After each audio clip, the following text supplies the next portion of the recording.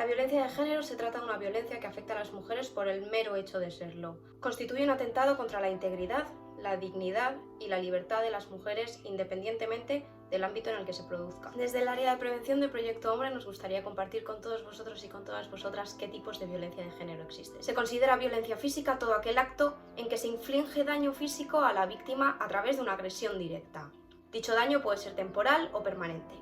Se incluyen golpes, heridas, fracturas y arañazos. Incluso en ocasiones pueden producirse durante una discusión empujones, zarandeos y también entran dentro de esta categoría de violencia física. La violencia sexual podría considerarse dentro de la violencia física, aunque se refiere concretamente a aquel tipo de situaciones en que una persona es forzada o coaccionada a llevar a cabo situaciones de índole sexual en contra de su voluntad. No es necesario que exista penetración ni que se produzca el acto sexual. Incluye la presencia de violaciones dentro de la pareja, la prostitución forzada, acoso sexual o tocamientos indeseados, entre otros. La violencia psicológica es un tipo de violencia que se caracteriza porque si bien a nivel físico no puede existir una agresión, la víctima se ve humillada, minusvalorada y atacada psicológicamente.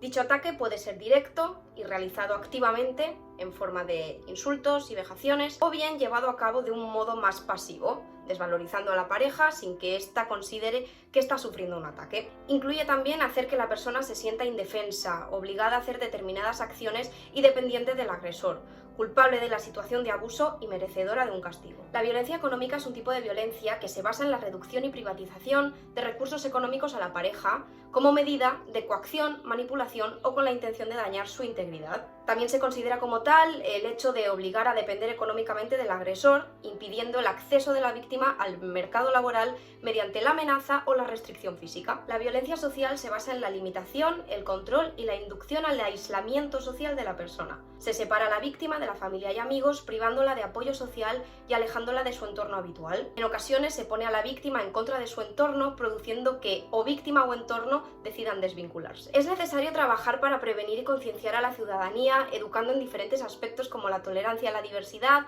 la igualdad de derechos y oportunidades y la educación emocional de cara a evitar nuevas situaciones de violencia de género.